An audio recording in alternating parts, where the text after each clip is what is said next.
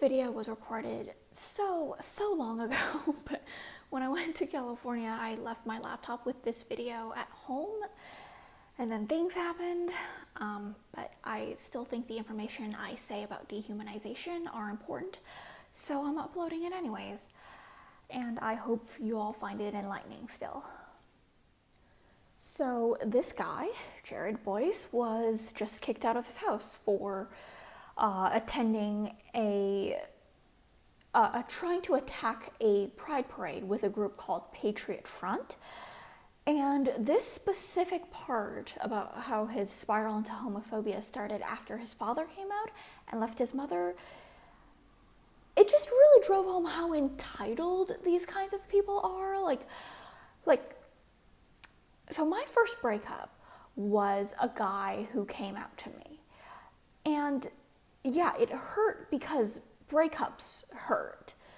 But I didn't really love him, I loved the straight version of him that existed in my head. And the pain I felt was entirely because of the difference between this boy I loved, who didn't exist, and the real boy. It wasn't something he was doing to me. He was just, he was coming out because he had wants and needs I couldn't fulfill. He has the right to seek his own happiness. Everyone does. In fact, it was an honor to be trusted with this kind of information, but for people like Jared Michael Boyce, other people don't have wants and needs. The happiness of other people is always secondary to his own. So the way he sees his father coming out isn't that his father is trying to live more authentically. It's that a man is abandoning him, hurting him deliberately because he's gay. So to Boyce, people only exist for him. And it didn't have to be this way. He could have chosen to love his father. He could have chosen to love the real man who contributed to his birth, and not the version of his father who only exists in his head. But he didn't. And I want to make it clear that there isn't some innate self-awareness that I have that Boyce doesn't. His mother tried to raise him with love and compassion just like mine did.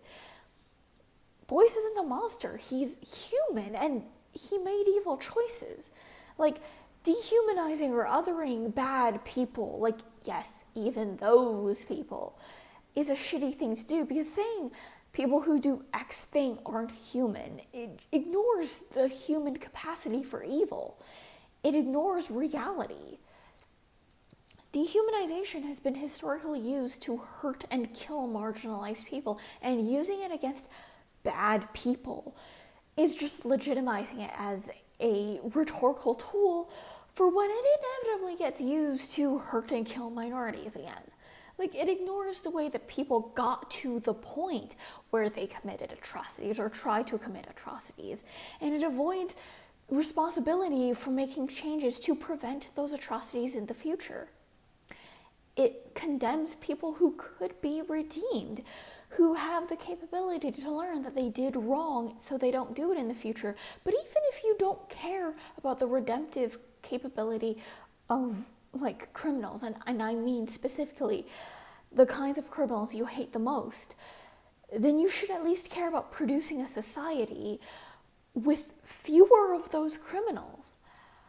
We can't do that if we keep pretending that criminal behavior comes from innate evil instead of a combination of flawed societies and personal choices, and how people learn to be evil based on consequences they do and don't receive when they do shitty actions as a child.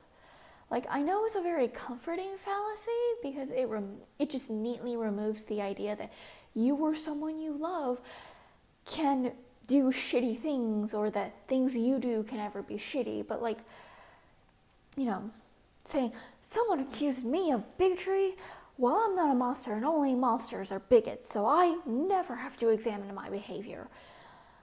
oh, my loved one was accused of rape. Well, the accuser is clearly lying because rapists are monsters and my friend is human. Therefore, they aren't a rapist. Like, either you think people deserve human rights or you don't believe in human rights, only human privileges.